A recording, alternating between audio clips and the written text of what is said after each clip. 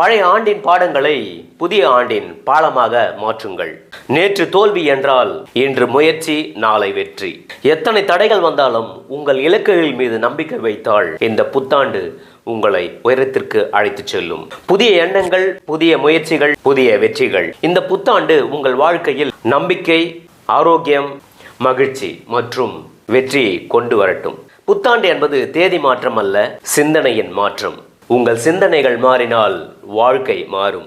வாழ்க்கை உங்களை சோதித்தால் உங்கள் திறமையை காட்டுங்கள். இந்த புத்தாண்டு உங்கள் மேடை.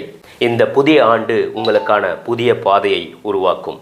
கனவு காண்பவர்கள் பலர், அதை சாதிப்பவர்கள் சிலர். இந்த புத்தாண்டில் நீங்கள் சிலரில் ஒருவராக இருங்கள்.